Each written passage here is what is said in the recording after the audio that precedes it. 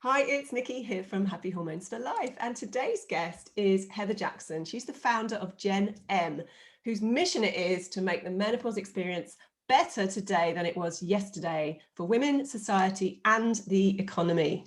Big mission there, Heather. It's brilliant. She is a serial entrepreneur with a passion for social movement and extensive experience in the field of diversity and talent management. Welcome, Heather. I'm really pleased you're here. I've been so looking forward to our chat. Oh, Tell the listeners a little bit about your story and how you've ended up being this menopause champion for us all. all right. Well, I wouldn't say I'm a menopause champion now. I'm someone who is going to help make change happen, but champion, no, we're not at point to actually any of us take credit for celebrating where we've got to, because I don't think any of us happy where we're at this moment. So yes, you kindly described me as a founder of GenM. I'm actually a co-founder. I do have another half to me, and my business partner and really good friend Sam Simister, who unfortunately couldn't be on the call today.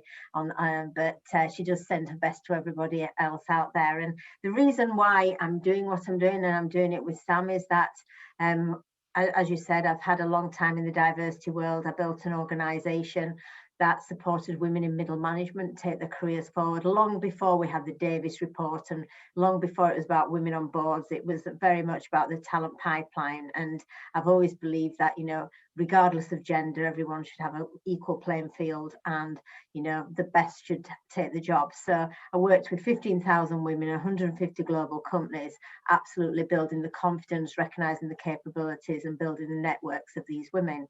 I cashed in on the business at a point in my life that I aspired to get to, and I was really happy with. I'd been a single mother most of my life, and we've all played it. For those who've got children and a career or have their own business, you have that point in life where you're never doing it right. You're guilty about not being at work when you're with the kids, and you're guilty about being with the kids when you're at work. So you live in a no man's land. And for me, reaching 50 was cashing in on the business. The kids were in the right place. They'd left home for all the right reasons. They were on their own trajectory of life. And I cashed in thinking I was going to have my Thelma and Louise time. This was my time. And I wasn't worried about being selfish about it. I was climbing Kilimanjaro. I was going to Everest Base Camp. It was really, this is what I'd worked for, and this is what life was about. And I absolutely, 6 months into it, I started to feel absolutely terrible. I became very emotional. I was crying a lot. I was sleepy. Every time I sat down, I fell asleep.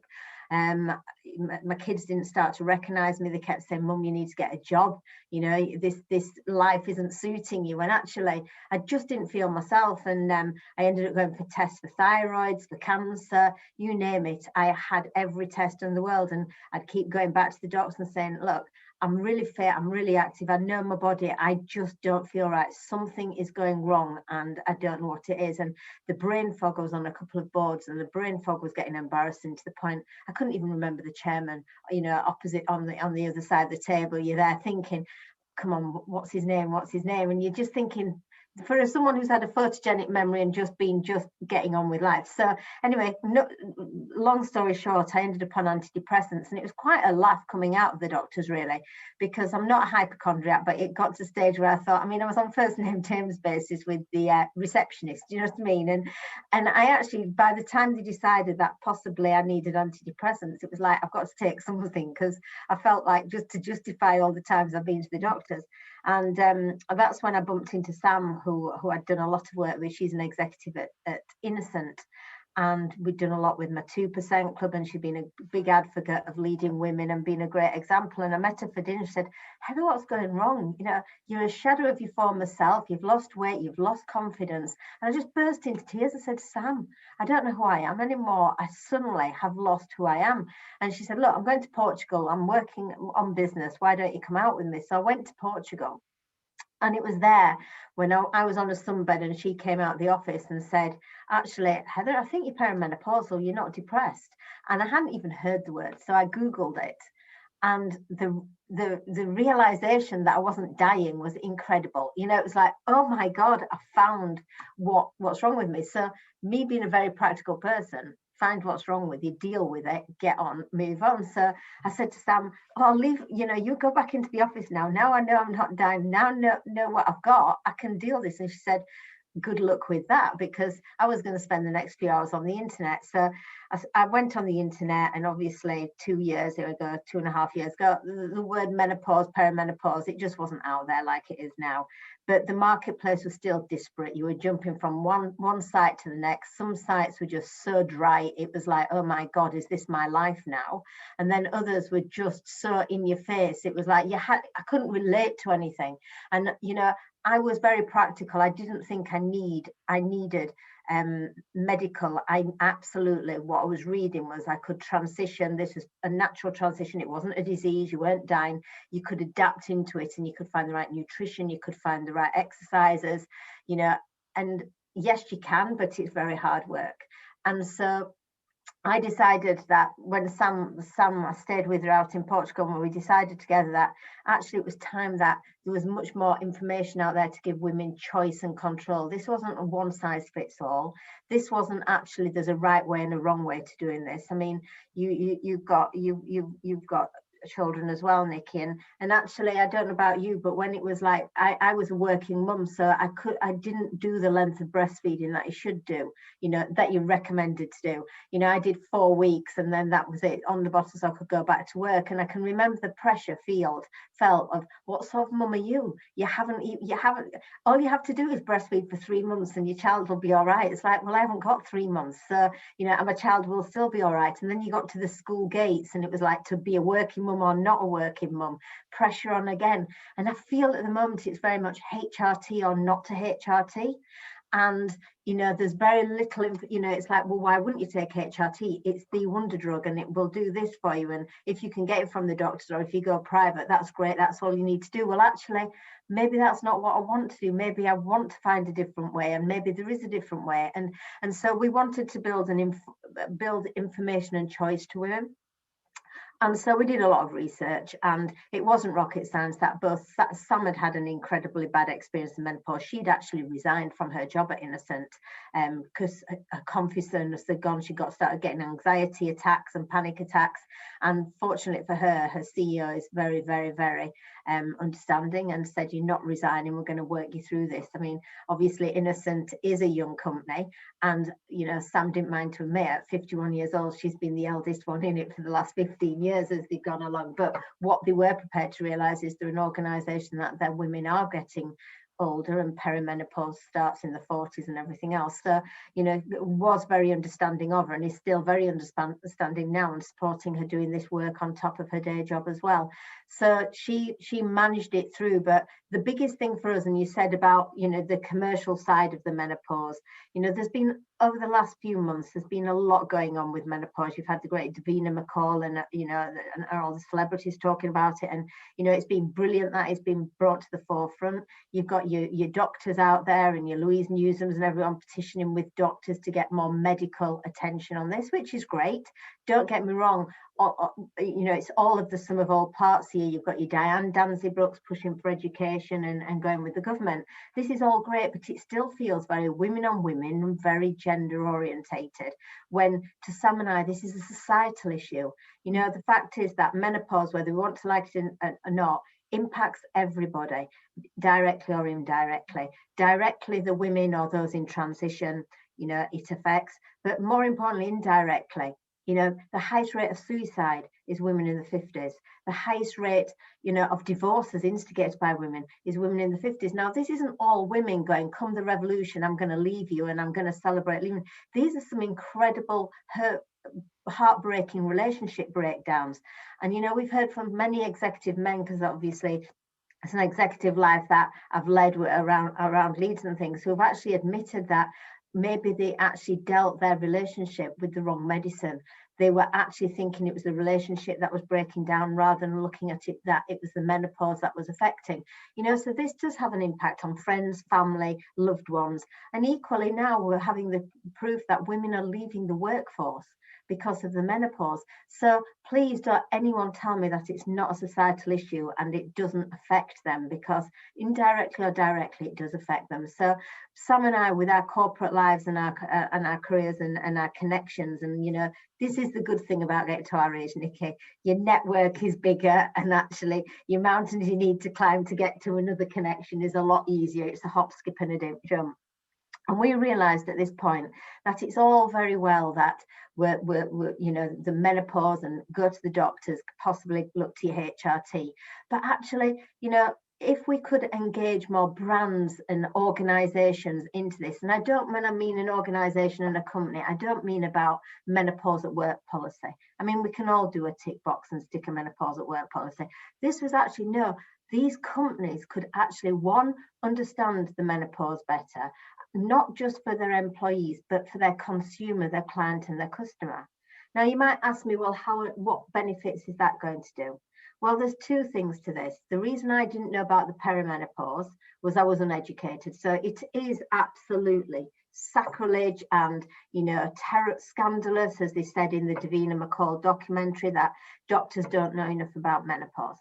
But I would actually argue what's even more scandalous is that we as women are entering the biggest marathon of our lives unprepared, uneducated, and emotionally, physically, and mentally not ready for this. Yeah. Now, that's the scandal here to me, that, we were brought up with puberty. We knew when it was going to be happening. We knew what we might be expecting. We were learned to actually talk about it, understand it, talk to your mum, talk to your friends, it was like this huge opening of life that we were brought into. Well, actually, the door's damn well closed on menopause. It's no opening saying, come in here, come and listen. It's actually go and hit yourself into a brick wall, see if there's a door there and try opening it. And then when you walk through. So to me, that was the biggest scandal here. Yeah, I talk about that a lot, Heather. And, one of the things we have done in the last 7 years is try and educate women, because that for me is the one thing, because, I can't affect what GPs get trained on. But what I can do is help women understand their own bodies and what they're going through. So they have more, then they can take more responsibility for their own health. So if their doctor's not giving them what they want, they can go in and actually demand it, or that they can find other things that help them. But that education piece is absolutely critical. We get taught, about pregnancy. There are zillion classes on groups on pregnancy. When we have a baby, we get taught about childbirth. There are experts everywhere. The doctors are really clued up on, pregnancy and childbirth, but we get forgotten after 50. And I'm sort of leading you into your invisibility report, because I want you to tell listeners why you wrote that and what it actually tells us, the sort of the state of women over 50, and how we can go about changing that. Absolutely.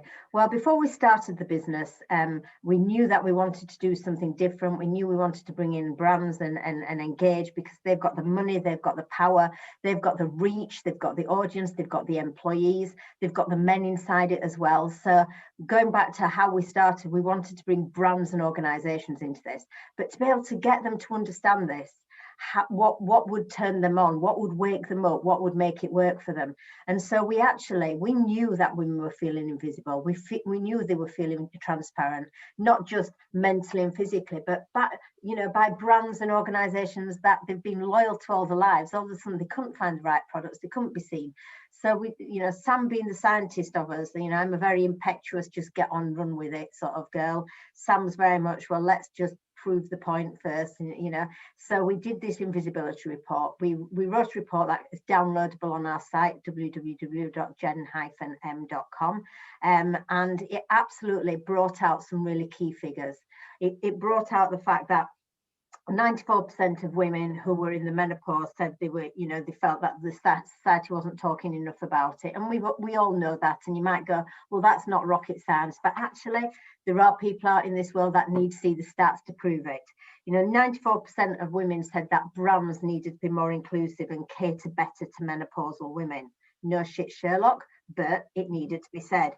87% of those women said that the media need to be better. They needed to be represented in the media. They needed to actually have more real stories about them, more real advertising. They needed to see themselves better. And again, that's no disrespect of any of the celebrities out there, because they've gone out and done that. But, not all women see themselves as those women out there. They want to see more. And I'm not going to say authentic, because the celebrities are authentic models of themselves, but some more working real women who are just getting on with it. 93% of menopausal women said that they actually would benefit from their friends and family better understanding the menopause. 88% of women said that they'd like workplaces to be better equipped, not only understanding about it, but helping deal with it as well. And let's be honest here, this isn't about, we've worked long and hard as women to get our careers to the top, and rightfully to the places where, we are equally represented up there. We don't want to put the fear factor into menopause. We don't want companies now going, oh my God, now we've got women to the top, we've now got to think about menopause. No, actually, it's not something to be feared, but actually, if we can support women through this transition, then we can actually have even better performance from them, because they are at the height of the career. They are the most skilled, they've got the most experience, they've got the best networks. Let's not bugger it all up now and ruin it for them and for the companies. So I think there's a lot to be said. So once we started to bring that out, and actually 96% of women actually wanted a one-stop site, they said that actually looking on for solutions to the menopause, of which we know women, the first thing they go to when they feel that they may be menopausal is the internet.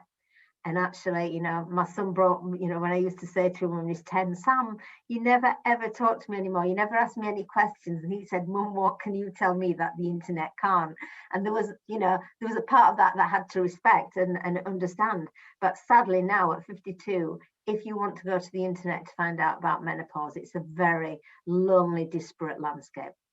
And so at GenM, we tried to bring it all together. But more importantly, you might go, well, go back to these brands, Heather, why are you wanting them involved?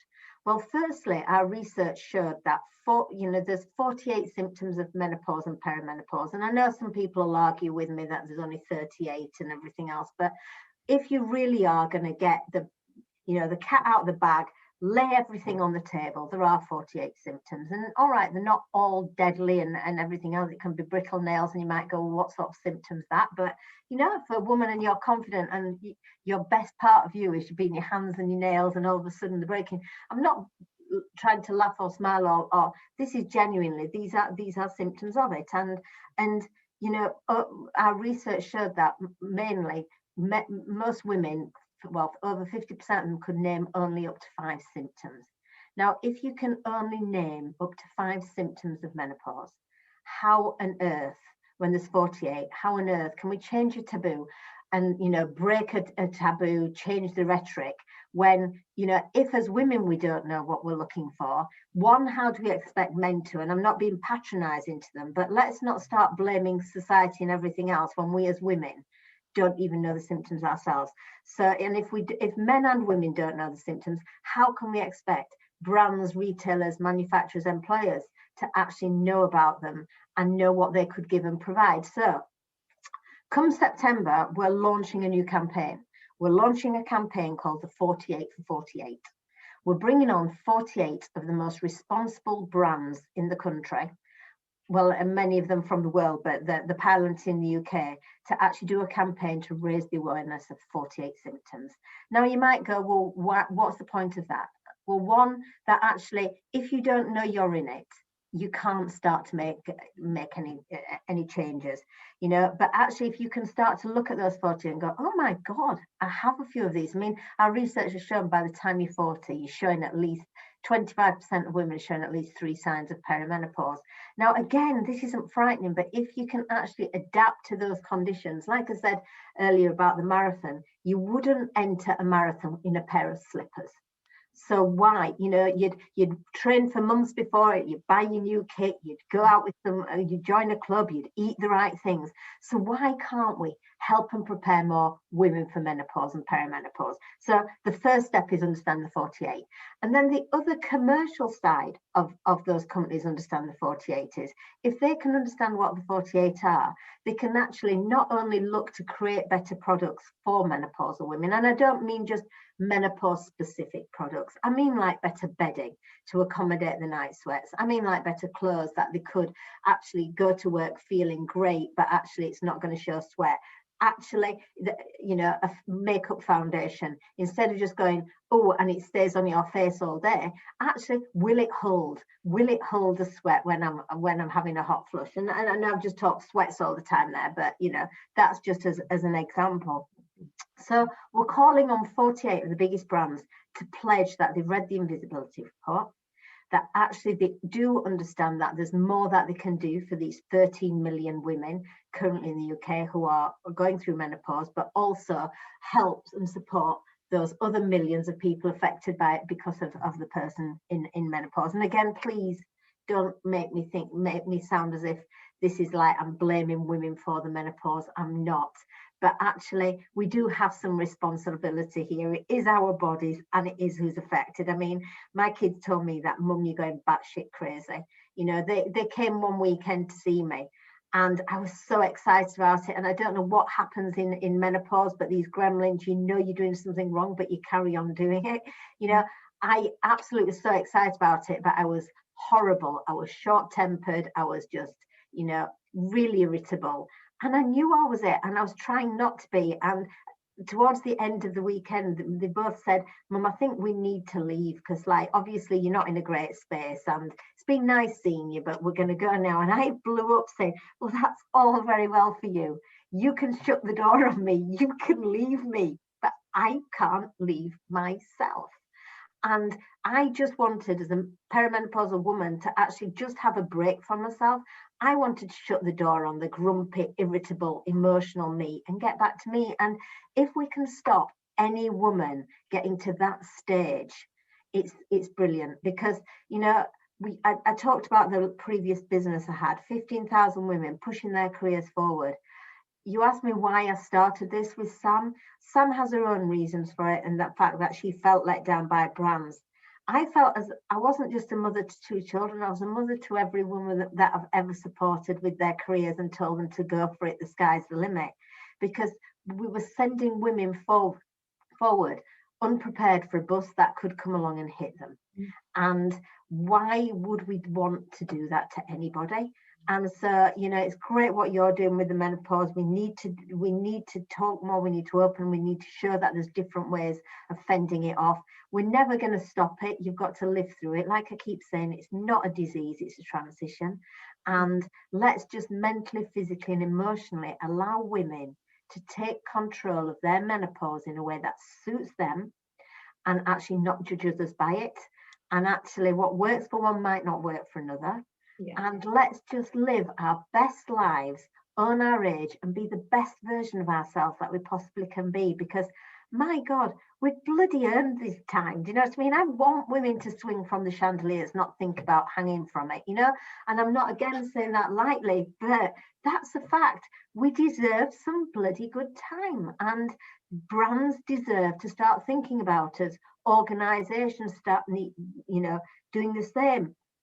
And like I said, it's a societal issue, Nikki. And, you know, someone said to me the other day, well, you know, one of the big organisations were about to sign up and they were talking and they were saying, oh, no, so, well, if we do menopause policies and everything else, I said, no. This is actually, we're not asking you to put a menopause policy in. We're asking you to normalise the conversation.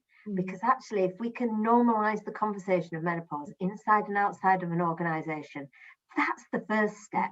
You know, don't just give me the background, because, you know, we've all seen these policies that get hidden on the intranets or their internal comms, but when they need to show it, they've got it. Actually, no, help us. Just bring this out to be a normal conversation, you know. And then it continued on. They said, oh, yes, this could support so many of our women and our female consumers. I said, no, it can support you men as well, because actually, if they have a better awareness, they might, they can understand their women at work in their team, but secondly, they could very well not be talking about it, because they could be actually having a relationship breakdown back at home, and for no reason that would be brought into work. It will, you know, no person getting divorced or in a breakdown is coming to work their true self and being really great. So I said, this isn't just women underperforming possibly because they're not dealing the symptoms. This is actually affecting families and life. So again, that's where we're at. So there's the 48 for 48 campaign, and then bringing those brands on board over the next 2 years. You're going to see as well the fact that we're trying to, when we ask people to normalise conversation, You know me a little bit better now, Nikki, that you know that, I don't just ask for someone to do something and not give them some help getting there. So how can we do that? And actually, it's not rocket science. When you go into a shop now, or you go on the internet, and my daughter's a vegan, so I have nothing against vegans. So I'll just call it out now. But only 1.2% of the population are vegans. And you can go now and you can see vegan-friendly badges. You can buy a product and go, oh, once upon a time we do look to go, oh no, that's for vegans, I can't have it. Now you look at it and go, oh, I can have that, but it's all right for vegans as well. So 1.2% of society vegans, and you look at how much money is spent into advertising to them, marketing to them, creating their aisles in supermarkets and everything else. Well, 20% of the population are menopausal. And it's laughable because you sort of think, well, a company should have a menopausal advertiser, and what products are we doing here and everything else. And so we're creating the world's first menopause friendly badge that will be able to go out onto products, services and everything else. So if we can get to the stage now where you can buy a product and it shows whether it's menopause friendly, if you can actually brilliantly buy some food and know that it's menopause friendly. Now obviously I know that takes a lot longer on the food side of things to understand all that, but that's when we really do normalize. That's the big game changer, when we call it out against gluten, vegan, everything else. It sits in its own little place there. So I think that's a really exciting time too. And we're also, through GenM, going to win an awards as well. And this isn't a product awards as such. This is a menopause awards full stop. So ranging from organizations doing great things to the best products out there, to the best advertising campaign, not just for menopause, but for midlife, so because again, we're asking companies to do so much to change the face of menopause. But actually, it's the creatives behind it. If we can get the creatives involved, who all love winning awards, these agencies, the advertising agencies, they all love winning awards. But actually, if their client says, oh, can you do something? We've got this theme. If it's not one of those award-winning categories, what inspires a creative team to really think outside the box on it? So we've got to push on them to actually have some categories now for them winning awards on campaigns, because until you've got to incentivize, haven't you? And well, you have if they're not actually suffering themselves. So you know me. How many agencies do you know where there's still like 50-year-old women working in? No. It's not. I mean, so they do need a bit of incentivizing, I'm afraid. Absolutely. But we all need incentivizing. Let's be honest, the gender agenda in workplace didn't change until we did the great report that proved that financially companies were better off having a mixed team of men and women at the top than they were against it. It was money that made that change. It was the right thing to do, or this is the right, it was actually a financial decision that made people go, my God, we do need to actually make sure we get more women to the top and they can bring this. And actually there is a commercial menopausal pound here as well. But am I worried or upset if companies are going to suddenly engage with an audience that they hadn't engaged with properly, understand them better, understand that out of the 48 symptoms, possibly they have 35 products that are menopause friendly that could help them, and yes, they can sell them to them. No, if it's a win-win for everyone. If the companies make some more money, but the women get heard and understood and delivered, that's it. Let's not get cynical on this. Let's just ride the storm, because this is one of the last bastions of sort of diversity inclusion that need changing. And if you think about it, in life, normally, workplace and organizations are way behind the line on this. Things change in society and then they act. No one's got it right with menopause. We as women haven't got it right. Companies, so if we as women haven't got it right, we're all at ground zero. And this is what the exciting thing is. GenM becoming the partner of brands and helping them really become the menopausal partner and have them understand how to do it better and everything else. Yeah. We can absolutely be game changing in this now, because if everyone comes together, it's going to be like the perfect storm, and that's it. And to me, when people say, why are you doing all this to get the big 48 brands on board? I said, because actually, if they really came on board, we could have this sorted by a week on Wednesday. It's as simple as that. They've got the money, they've got the reach, they've got the empowerment. So you've got your Louise Newsums and the doctors and everybody else pushing that way. You've got your celebrities going, it's okay to be menopausal. You've got your damn dancing books. And then you've got these big brands from starting to drop stones in and just make ripples. We can make a tsunami. And to me, at the end of the day, I want the best menopausal experience going on. I'm 52 years old. I'm still in the game here, So the sooner there's definitely a personal incentive here, isn't there? Personal motivation. Oh, absolutely, in life, I'm with you there, Heather. I'm with you completely. And so will a lot of our listeners be. So where can listeners find out more, and what can your website offer them? Yeah, well, the website at this moment in time brings them the best of the menopause into one place, whether that be from products to services to podcasts to books. It's all there. You're way in there on many sections of the site. But actually, what it's also going to be in the future is the site that actually brings the best intention to the menopause. So, one, the companies will be able to sign up to this pledge. But also as women, come September, you'll be able to actually pledge to actually activate and encourage other brands to start doing something more. Because, I'm a great, I've had many iconic women that I've followed in my life. And, Anita Roderick was one of those from The Body Shop. And she once said, if you think you're too small to make impact, try sleeping with a mosquito. And actually, whilst there's many women right now going, oh, it's all great, doctors are going to sort this, celebrities are going to sort it, I've got nothing, there's nothing I can do. Well, actually, you're wrong. There's everything you can do. If you're not happy with your local shop, you can go down and say, hang on a minute, where's my menopause products? Or why are you putting them in the darkest depths of Peru? Do you not know that most of us who are coming in here are overwrought, sleep deprived, anxious, hiding them away is not helping us out here.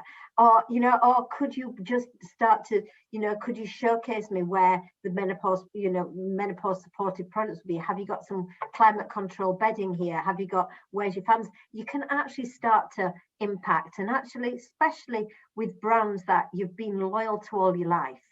Actually, if you feel you've been let down by them, don't wait to they then go off and realize that 50-year-old women or late 40s don't use their products anymore, so they're going to start marketing to young ones. Before they start changing their tactics and market to a new audience, show them that your audience is still there, but how they need to talk to you, how they need to relate to you. So, I do think that, in this 21st century, especially in the UK, we are leading on the agenda of menopause. What's really great to hear is, America, Australia, all the English-speaking countries that we're dealing with at the moment, because our site is English-speaking, we haven't converted over yet to anything else. They are in awe of where we're at with the menopause in terms of conversation.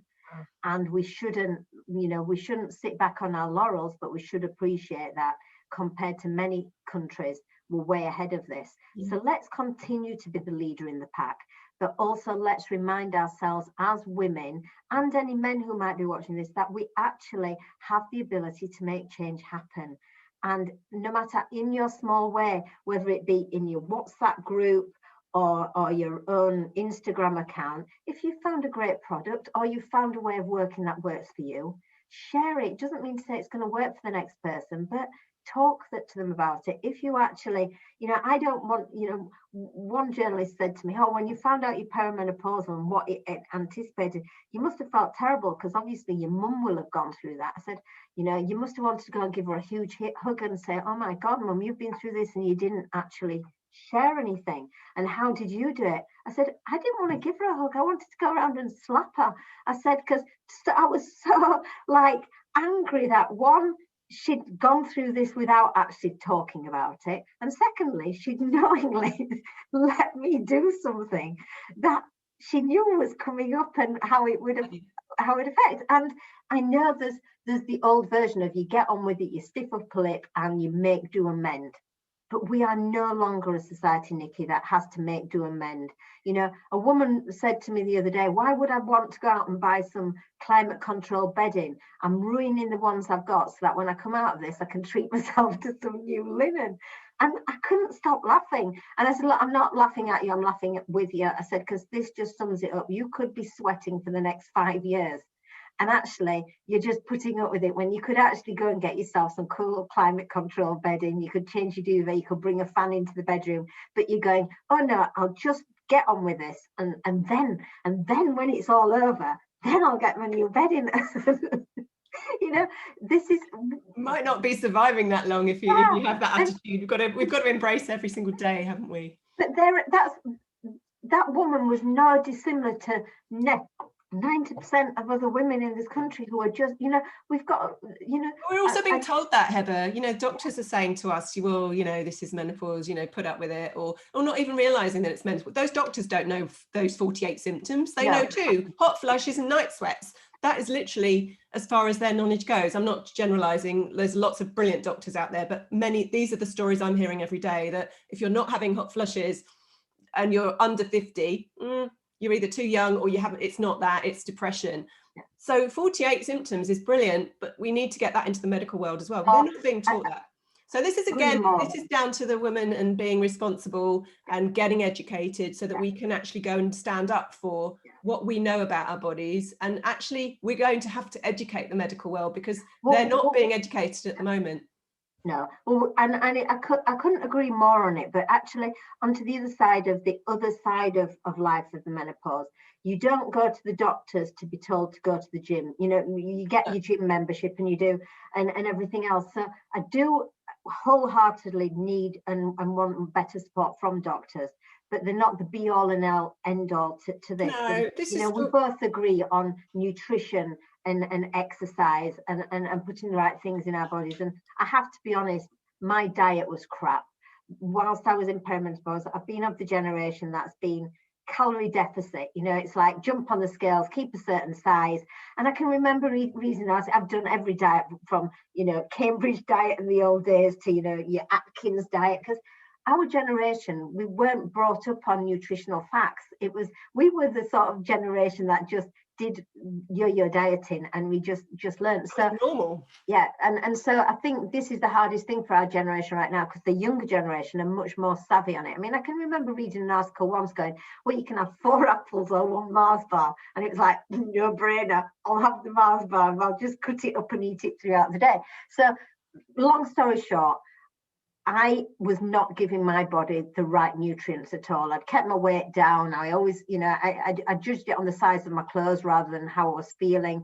As soon as I started to read more about menopause and nutrition, and I changed my diet, that's when I started to feel better on myself. So please don't get me wrong, Nikki. I absolutely know that we all need to go to a first stop to a doctor's to make sure we're not having anything life-threatening happening to us. It is only menopause. And actually, if we need certain medical things, we've got the choice to.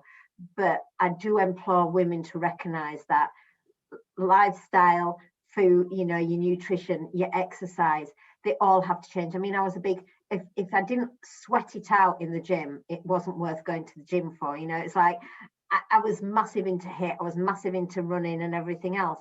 Everything had to be done on how sweaty I was and how many calories I'd burnt off. Well, actually now I do a lot more yoga. I do a lot more strength exercises.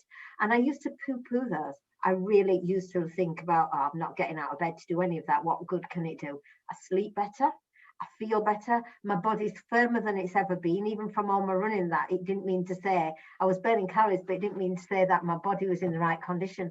So basically, GenM are asking more women to take control of their menopause. But actually, if we are the generation that's going to live the longest, unless we get run over by a bus, and don't get me, you know, I know that unfortunately for some of us, we're not going to do that, even if we adapt to everything. But if we are going to have the time to live more life outside of reproduction than before reproduction, let's ensure we're living that best quality of life. And I don't want to actually live longer and actually not be able to look at a mountain and not be able to climb it. You know, it's almost like, you know, who wants to live longer if it's crap what we're living?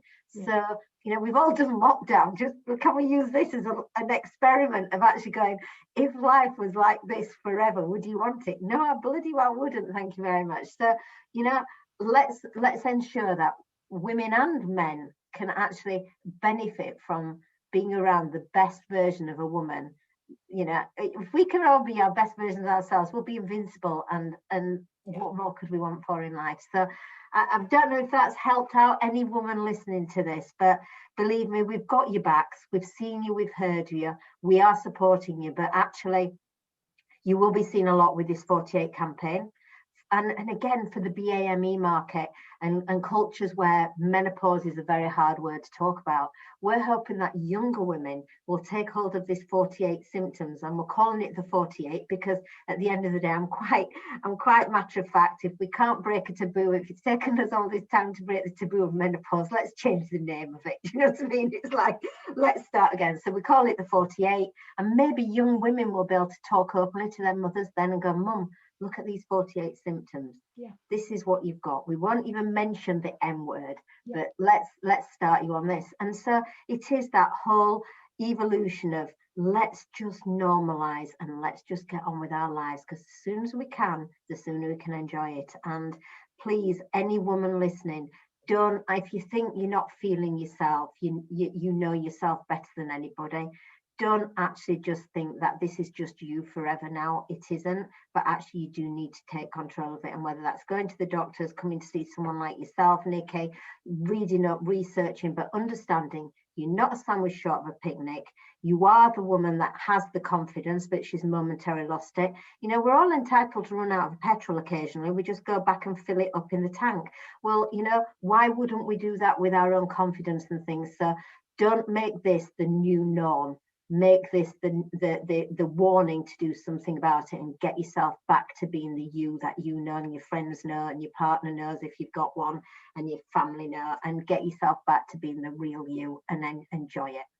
And let's be role models for the younger generation. Oh, completely. It's so important for me that we are inspiring and leading for the new generation of women and men, both coming up, yeah. so that we can then teach them what they need to know for this big change. And without a doubt, I mean, working wise, we're the biggest growing demographic. Women over 40 are the biggest growing demographic in the working population. We've never had so many women working.